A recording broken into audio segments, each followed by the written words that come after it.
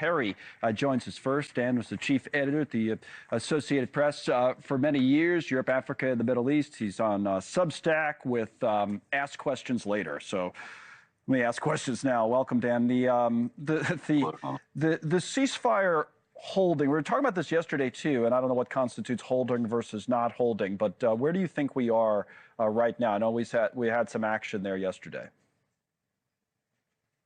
Well, inevitably, there's going to be minor violations because there isn't total control on the part of the Hezbollah side. In particular, I think it will hold because both sides are able to more or less declare victory here. Hezbollah already did that today. Naim Qassem, their new leader after the assassination of Hassan Nasrallah, basically saying Hezbollah won because Israel failed to completely eradicate them.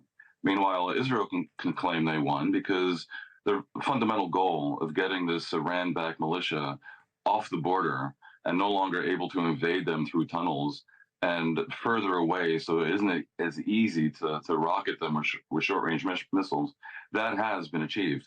And the principle of implementing Security Council Resolution 1701, which says Hezbollah can't be on the border, but it has to go further north of the Litani River, meaning away from Israel's border, that's been achieved. So there's a real interest, I think, on everyone's part to make it work. Certainly that includes the state of Lebanon, a sort of a hapless, semi-failed state that now has a chance to enforce its own sovereignty over its territory, and also Iran, that has been feeling, I think, a bit stunned by the success of Israel's reprisal raids, and I think they need time to regroup. What about civilians right along the border? I think we have a map about where the IDF was warning them not to necessarily return home.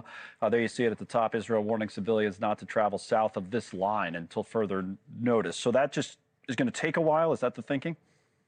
Yeah, I mean, we're talking about over a month of the transition phase where Israel gradually pulls out, the Lebanese army moves in, the observer force that is meant to be led by the U.S., with some version of a beefed up UN force that already exists on the ground, but has hitherto been hopelessly hapless.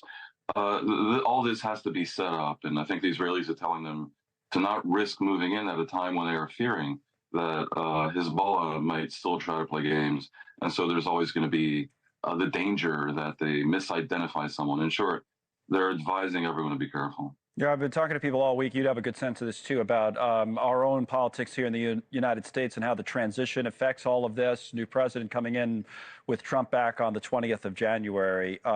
What maybe doesn't happen because of that, or does it proceed as it normally would? I mean, what do you think? You know, I mean, it would be shameful if an achievable ceasefire were delayed for some political logic, because people are dying in the meantime.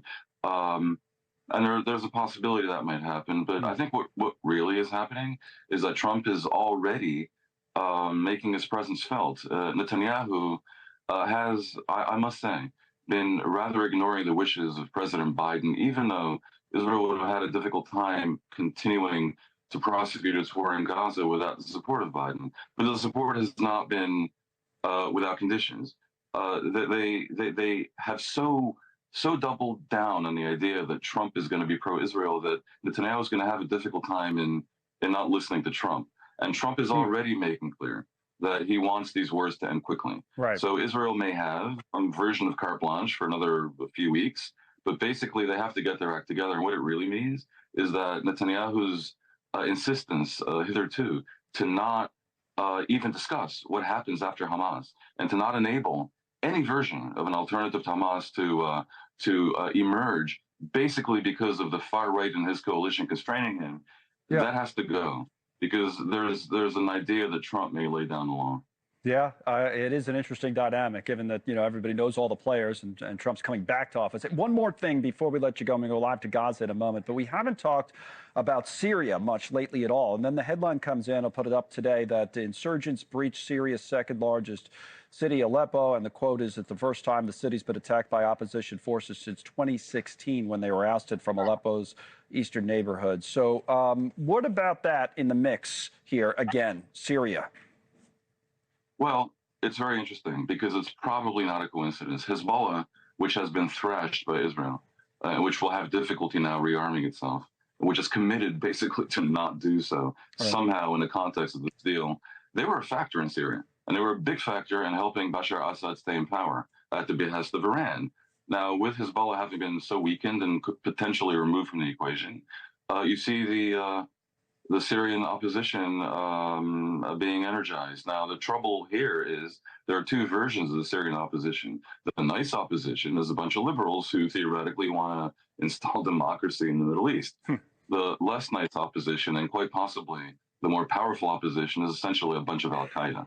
Right. So it isn't clear which part exactly is going to emerge potentially more energized by the vacuum left behind by Hezbollah. All right, Dan, thank you as always. Dan Perry there.